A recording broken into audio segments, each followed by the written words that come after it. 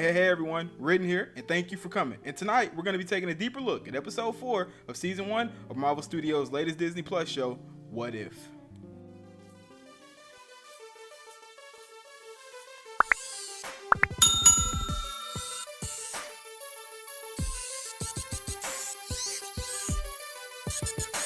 Welcome back everyone, and keeping in line with their releases from prior weeks, Marvel's What If has continued to elevate the quality of their episodes in this week's Dark Doctor Strange incarnation. Coming into this show, as I've said in my prior videos, I wasn't really that stoked for the concept. The What If comics were always novel and very interesting, but I didn't really see a proper way for them to translate the stories from the pages to our screens in a manner that would appeal to the larger MCU audience if the series wasn't going to be canonical. Episode 1 starring Captain Carter made me feel as if I was unfortunately correct in that belief, but every episode since has been a significant improvement on the one preceding it. I absolutely loved episode 2 with T'Challa as Star-Lord.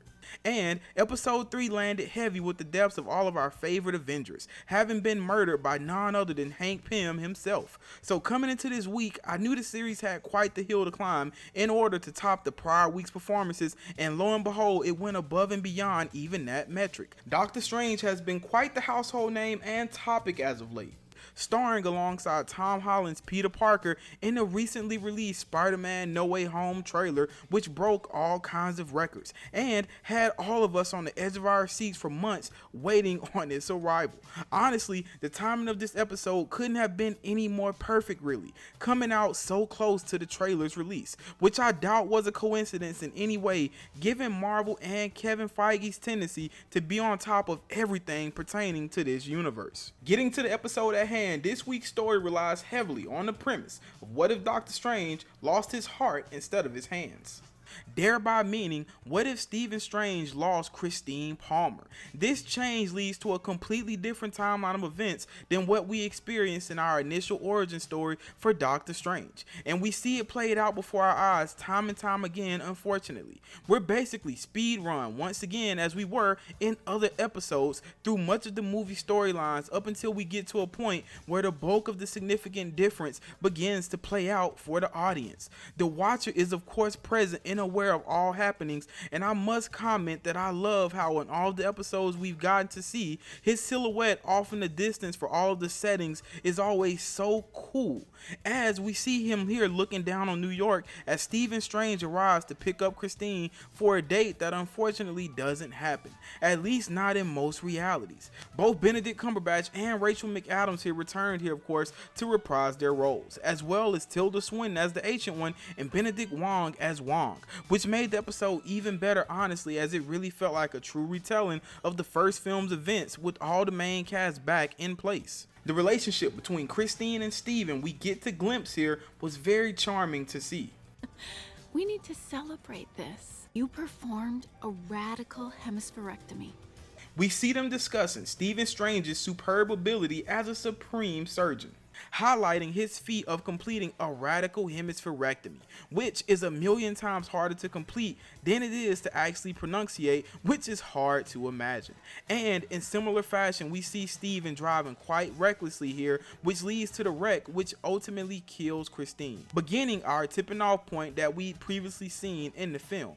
So we see Steven ultimately go through similar events here, but with a much different motivation, as now he's trying to gain power to not fix his hands, but to instead bring back Christine, which inherently means he's on the hunt for a much darker kind of magic and power than we saw before. Interestingly enough, the actual plot of the episode doesn't really start until the end of the continuity of the film, after the Ancient One is passed on and he's defeated Dormammu and become the Sorcerer Supreme, which would have been around the time or maybe a little before we saw him interact with Thor and Loki in Thor Ragnarok. The linchpin moment here seems to be where we see him sitting in the sanctum gazing down at the Eye of Agamotto, obviously considering whether or not to go for it all and try to save Christine. Wong appears and tells him to just come and have some tea instead of doing something unwise, which we later learn in the episode in one reality it would seem he did just that, and in the other he decides to use it in a somewhat similar fashion as he did in Endgame to see all the timelines to experience the different outcomes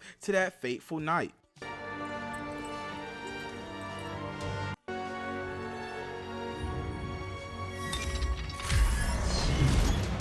So we see him go through all of these different iterations of Christine dying, trying his hardest to save her. But unfortunately, as the Ancient One later informs him when she arrives, Christine's death is an absolute point in time, one which cannot be changed without completely unraveling the fabric of reality. When the Ancient One arrived, I was really hoping we would get to see a throwdown between the two of them, which we of course do, which leads to the Ancient One splitting Doctor Strange into two parts using dark magic from Dormammu's dimension, allowing for two Doctor Stranges to exist in the same timeline, so as to later have a chance of defeating the darker one. So we actually got to see a Nexus event here that we weren't expecting. And as mentioned earlier, one Strange is the one that just gets tea with Wong, while the other ends up going backwards in time to find Cagliostro, who was a sorcerer who ruled over a kingdom in India in the year 1000 AD.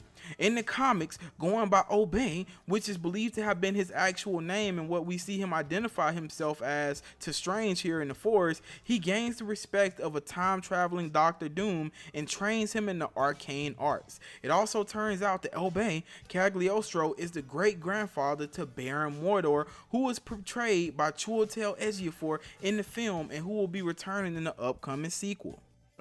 You have to be the strangest dressed sorcerer I've ever seen. It's Armani. This way. Sorcerer Armani? No, it's Strange. Strange arrives at the ancient sanctum and begins to absorb all the information from the lost books of the library of Cagliostro, eventually going from absorbing books to absorbing mystical beings in all forms, as he learns from a failed attempt of saving Christine that he needs more energy to be able to overcome an absolute moment in time. We get some really good looks here at different mystical creatures that exist in the Marvel Universe, from a raven of some kind to a fire dragon, as well as a host of others, all of which Strange takes within himself forcibly, and that we see at different points in the episode ebbing and protruding from his being. We even see the Hydra squid monster that Peggy Carter combated in episode 1 making an appearance, from which Strange cuts off a couple of its tentacles. Things begin to go so far off the rail for Strange that the Watcher himself even comments that he should possibly intervene, but that if he did, he would threaten the entire multiverse, which I took to mean if he made Strange aware of his existence and that of the multiverse in this ravenous mindset he's in, he might try to take it all on just to bring back Christine. Funny enough, Strange becomes so abstractly strong he can even sense the presence of the Watcher, it would seem, and he does this for hundreds of years. So much time goes by that Obey becomes old himself and passes on. He stops Strange from using the Time Stone to reverse his aging, and then imparts the knowledge of what the Ancient One had done onto him, telling Strange that he's only half a man living half a life. Hush. Even in our world, death is part of the plan. The Ancient One appears to the good Doctor Strange at the same time that he realizes that reality is fading away and falling apart, and warns him of what he must do and what's coming. As we see him prepare amidst Wong fading away, Wong creates the Guardian Vishanti spell, which is a cool comic Easter egg, as the Vishanti are supremely powered gods from the Marvel Universe who act as deities of patronage, and from which the Sorcerer Supreme draws his power. All of this inevitably leads to a showdown with Dark Doctor Strange, who pulls him into his summoning circle, which was awesome to see, and surprisingly enough, Dark Doctor Strange wins out, which leads to Dark Doctor Strange finally trying to save Christine, only to see her come back and be completely terrified of the different faces Strange now has. This ultimately fails as we see her fading away as well, as a result of the universe itself already being doomed. The Watcher now addresses Strange, and they go back and forth as Strange pleads for him to help him, and the Watcher denies him so, telling him he was warned. Strange does survive this though in his magical cocoon we see him in with Christine at the end of the episode. I ultimately believe this will lead to the continuation of his storyline in later seasons as maybe a member of the Guardians of the Universe as penance for, well, destroying his own.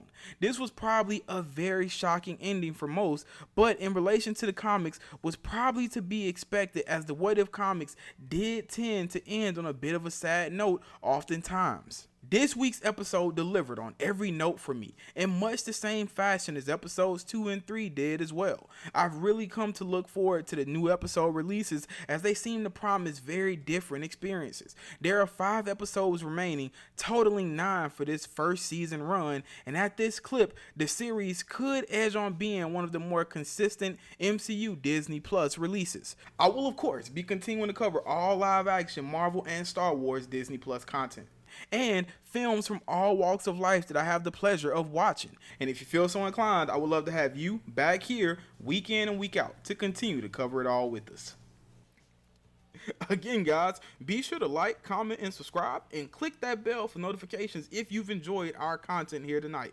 Jump down in the comments and let me know your thoughts. And while you're at it, be sure to check out some of the other content here on the channel. All of the necessary links are listed here below for you to keep up with the coming content and shareables. Please be sure to follow me on all social media platforms. Or just the one you use most frequently. We are slowly but surely building a community here, and I would personally love for you to be a part of that. And last but not least, we have a merch store. So whether you see something you like or just simply want to support the channel, head on over to our shop and grab something. Or grab everything. But again, thank you so much, guys and gals, for visiting here with us today. I really appreciate each and every viewing minute of your time you've given us. There's loads of content we'll be sending your way, so I'll be seeing you. But for now, be blessed. And it was written.